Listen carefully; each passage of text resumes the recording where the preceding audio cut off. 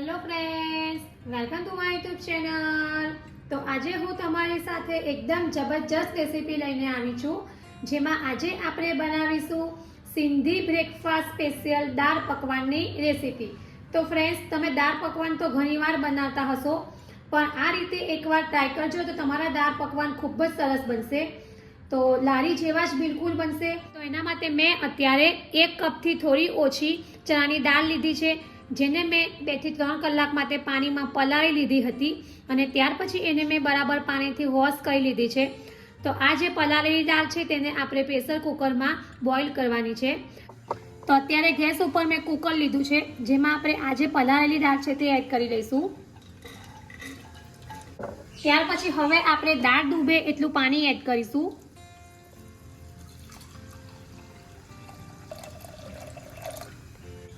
અને હવે આપણે દાળમાં થોડું સોલ્ટ એડ કરીશું।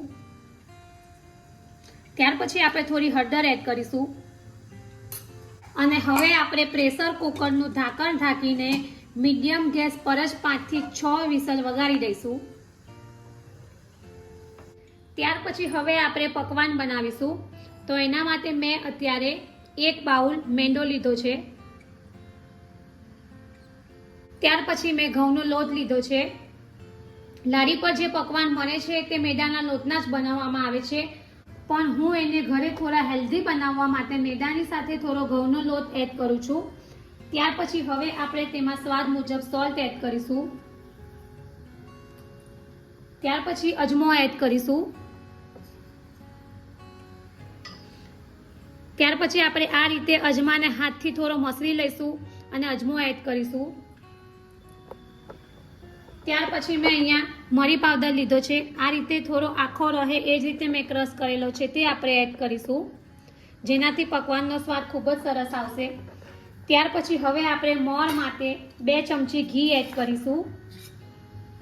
આ જે પકવાન છે તે તેલમાં પણ બનાવવામાં આવે છે, પણ ઘી એડ કરવાથી આપણા જે પકવાન છે તે એકદમ ખસ્તા એવા બનશે। અને હવે આપણે આ બધી વસ્તુને એકદમ સરસ રીતે મિક્સ કરી લઈશું।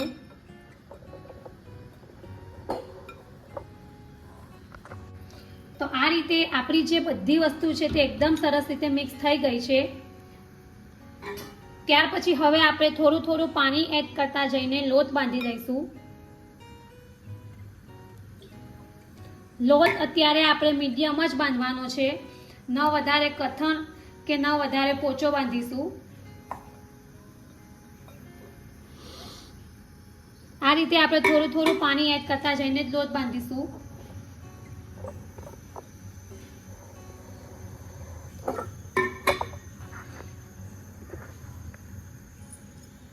તો આ રીતે આપણો જે પકવાનનો લોટ છે તે રેડી છે। ત્યાર પછી હવે આપણે તેને ઢાંકીને 15 મિનિટ માટે રેસ્ટ આપીશું। ત્યાર પછી કોથમીર મરચાંની તીખી ચટણી બનાવવા માટે મેં અત્યારે મિક્સર બાઉલમાં ફ્રેશ કોથમીર લીધી છે। ત્યાર પછી આપણે થોડા દાળિયા એડ કરીશું। ત્યાર પછી આદુનો ટુકડો છે અને ગ્રીન લીલું મરચું છે તે એડ કરીશું। ત્યાર પછી આ લસણની કળી છે અને જીરું છે એ આપણે એડ કરીશું। ત્યાર પછી આપણે થોડું સોલ્ટ એડ કરીશું। ત્યાર પછી હવે આપણે લીંબુનો રસ એડ કરીશું।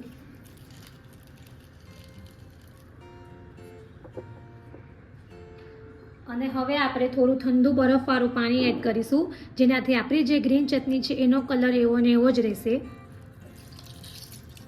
અને હવે આપણે આ બધી વસ્તુને મિક્સરમાં ક્રશ કરી લઈશું।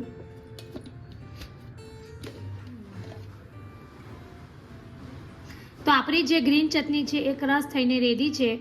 ત્યાર પછી હવે આપણે એક બાઉલમાં બહાર કાઢી લઈશું। તીખી અને ચટપટી ચટણી તૈયાર થઈ ગઈ છે। ત્યાર પછી હવે આપણે ખજૂર આમલીની ચટણી બનાવીશું। ત્યાર પછી હવે આપણે ખજૂર આમલીની મીઠી ચટણી બનાવીશું। તો એના માટે મેં ગેસ ઉપર એક કઢાઈ લીધી છે। ત્યાર પછી આપણે તેમાં થોડા ખજૂર એડ કરીશું। ત્યાર પછી આપણે તેમાં થોડી આમલી એડ કરીશું। ત્યાર પછી હવે આપણે ગોળ એડ કરીશું।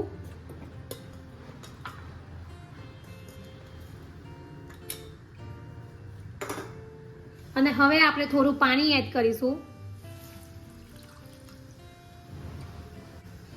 અને હવે આપણે આ બધી વસ્તુને 7 થી 8 મિનિટ માટે એકદમ સરસ રીતે ઉકાળી લઈશું। તો લગભગ 7 થી 8 મિનિટ થઈ ગઈ છે અને બધી વસ્તુ એકદમ સરસ રીતે સોફ્ટ થઈ ગઈ છે. ત્યાર પછી હવે આપણે મસાલા એડ કરીશું, જેમાં લાલ મરચું છે, ધાણા જીરું પાવડર છે, સોલ્ટ છે, સૂંઠ પાવડર છે, વરિયાળી પાવડર છે અને શેકેલા જીરાનો પાવડર છે. તો આ બધી વસ્તુને આપણે મિક્સ કરી દઈશું.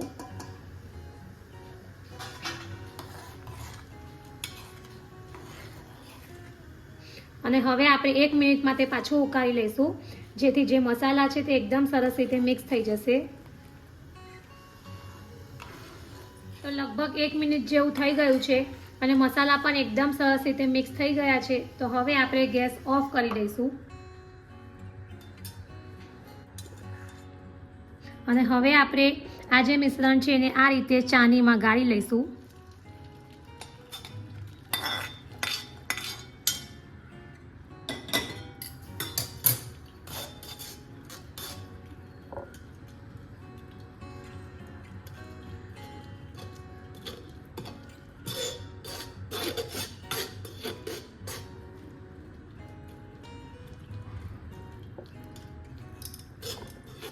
તો હવે દાળ પકવાન સાથે ખાવાની મજા આવે એવું ચટપટું આંબલીનું પાણી બનાવવા માટે 1 કપ આંબલીનું પાણી લીધું છે.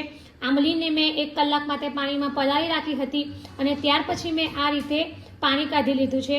અને જો તમને પાણી ખાતું લાગતું હોય તો તમારે ઉપરથી થોડું સાદું પાણી એડ કરવાનું. ત્યાર પછી હવે આપણે તેમાં સંચર પાવડર છે, સોલ્ટ છે અને લાલ કાશ્મીરી મરચું છે એ એડ કરીશું. ત્યાર પછી આપણે થોડા કોથમીર એડ કરીશું. ત્યાર પછી આપણે ઝીણી સમારેલી ડુંગળી છે એ એડ કરીશું. ત્યાર પછી આપણે થોડા ગ્રીન મરચાં એડ કરીશું અને આ બધી વસ્તુને એકદમ સરસ રીતે મિક્સ કરી લઈશું.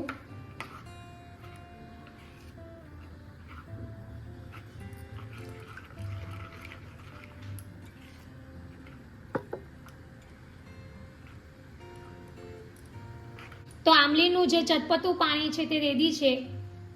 તો આપણી 3 અલગ અલગ ટાઈપની ચટણી રેડી છે. એમાં એક મેં કોથમીર અને મરચાંની તીખી ચટણી બનાવી છે, જેમાં બીજી મેં આંબલીની ખાટી ચટણી બનાવી છે અને ત્રીજી ચટણી મેં ખજૂર આંબલીની મીઠી ચટણી બનાવી છે, જેનાથી આપણો જે દાળ પકવાન છે એનો ટેસ્ટ ખૂબ જ સરસ આવશે. ત્યાર પછી હવે આપણે આગળની પ્રોસેસ કરીશું. તો લગભગ 15 મિનિટ થઈ ગઈ છે. તો લોટ પણ એકદમ સરસ રીતે રેસ્ટ થઈ ગયો છે. ત્યાર પછી હવે આપણે આ લોટમાંથી પકવાન બનાવીશું. તો આપણે હવે આ લોટમાંથી એક સરખા લુવા કરી લઈશું, જેથી આપણા જે પકવાન છે તે એક સરખી સાઈઝના જ બનશે.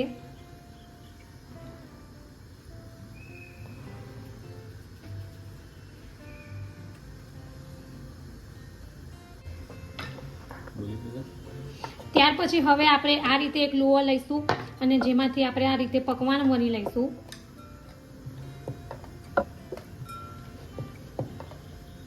તો આ રીતે આપણે પકવાનને વણી લીધા છે. ત્યાર પછી હવે આપણે પકવાનને ફ્રાય કરતી વખતે ફૂલે નહીં એના માટે આપણે કાણા પાડી લઈશું.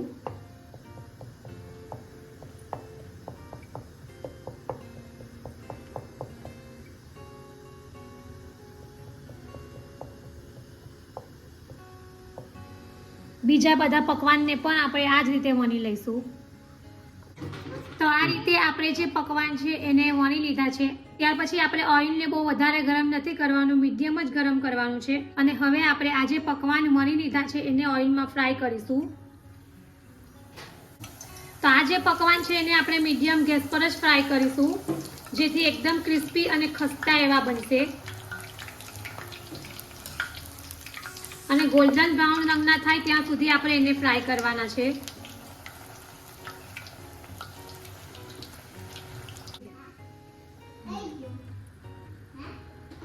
તો આપણા જે પકવાન છે તે એકદમ ગોલ્ડન બ્રાઉન રંગના થઈ ગયા છે અને હવે આપણે એને પ્લેટમાં બહાર કાઢી લઈશું અને બીજા બધા પકવાનને પણ આપણે આ જ રીતે ફ્રાય કરી લઈશું. તો લગભગ 5 થી 6 વિસલ થઈ ગઈ છે અને આપણી જે દાળ છે તે એકદમ સરસ રીતે બોઇલ થઈ ગઈ છે. ત્યાર પછી હવે આપણે દાળનો વઘાર કરીશું. તો એના માટે મેં અત્યારે એક પેન લીધું છે, જેમાં જીરું લીધું છે. ત્યાર પછી આપણે તેમાં 1 ચમચી ઘી એડ કરીશું.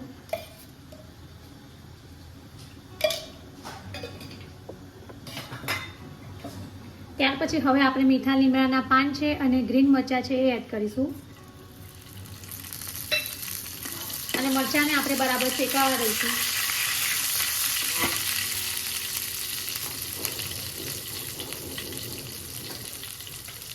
ગ્રીન મરચાં છે સરસ રીતે એકદમ શેકાઈ ગયા છે. ત્યાર પછી હવે આપણે મસાલા એડ કરીશું, જેમાં ગરમ મસાલો છે, ધાણા જીરું પાવડર છે, લાલ મરચું પાવડર છે, સોલ્ટ છે અને આમચૂર પાવડર છે.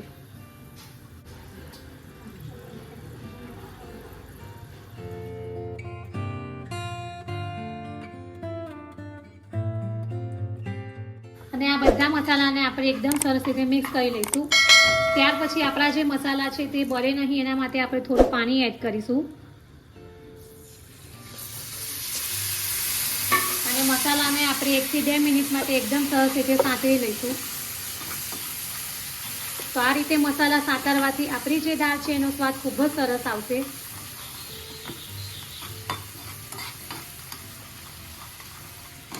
તો લગભગ 2 મિનિટ જેવું થઈ ગયું છે અને મસાલા પણ એકદમ સરસ રીતે સતરાઈ ગયા છે. ત્યાર પછી હવે આપણે આ જે વઘાર છે એને દાળમાં એડ કરીશું.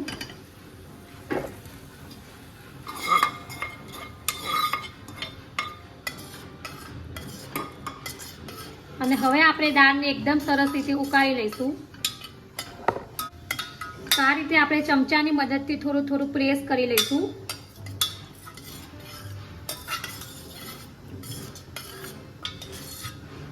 તો હવે આપણે આ દાળને 5 મિનિટ માટે ઉકળવા દઈશું. તો લગભગ 5 મિનિટ થઈ ગઈ છે. ત્યાર પછી હવે આપણે ગોળ એડ કરીશું અને ગોળને દાળમાં એકદમ સરસ રીતે મિક્સ કરી લઈશું. તો આપણી જે દાળ છે તે રેડી થઈ ગઈ છે. ત્યાર પછી હવે આપણે લાસ્ટમાં કોથમીર એડ કરીશું.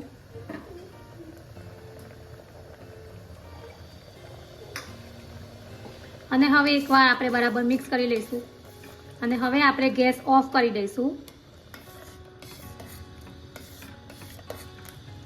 હવે આપણે દાળ પકવાનને સર્વ કરીશું. તો આ રીતે આપણે બધા જ પકવાનને રેડી કરી લીધા છે. તો તમે જોઈ શકો છો કે એકદમ સરસ એવા પકવાન બન્યા છે. ત્યાર પછી હવે આપણે પકવાનને સર્વ કરીશું. તો સૌથી પહેલાં આપણે જે દાળ બનાવી છે તેને આ રીતે આપણે એક બાઉલમાં બહાર કાઢી લઈશું.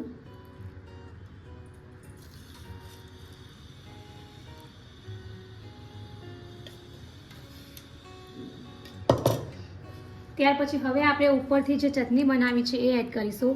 તો સૌથી પહેલાં આપણે જે આ ખાટી ચટણી બનાવી છે એ એડ કરીશું.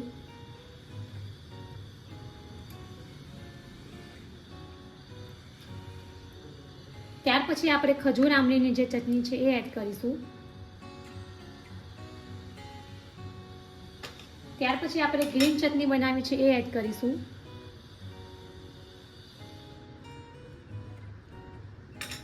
ત્યાર પછી આપણે ઓનિયન એડ કરીશું.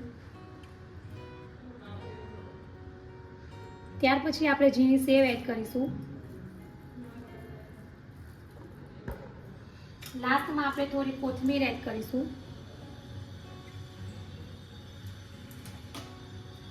ત્યાર પછી આપણે થોડો લીંબુનો રસ એડ કરીશું. તો રેડી છે આપણા સિંધી સ્પેશિયલ દાળ પકવાન. તો ફ્રેન્ડ્સ, તમે દાળ પકવાન તો ઘણીવાર બનાવતા હશો, પણ જો આ રીતે દાળ પકવાન ક્યારેય ટ્રાય ન કર્યા હોય તો એકવાર જરૂરથી ટ્રાય કરજો. તમને આ રેસીપી ખૂબ જ પસંદ આવશે. ત્યાર પછી હવે આપણે પકવાનને બીજી રીતે સર્વ કરીશું, જેમાં આપણે પકવાન ઉપર જે દાળ બનાવી છે તે એડ કરીશું.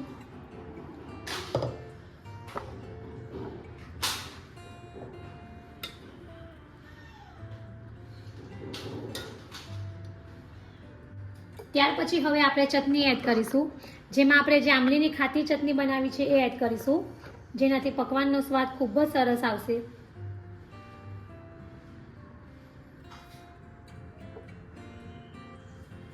ત્યાર પછી હવે આપણે ખજૂર આમલીની ચટણી એડ કરીશું.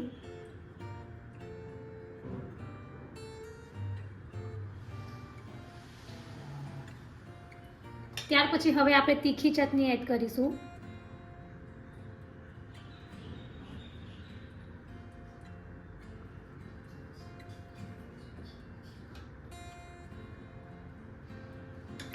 ત્યાર પછી હવે આપણે ઓનિયન એડ કરીશું.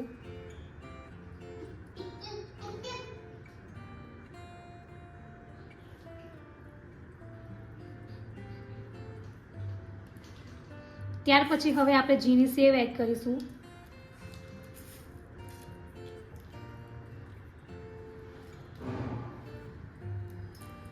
ત્યાર પછી હવે આપણે લાસ્ટમાં થોડી કોથમીર એડ કરીશું.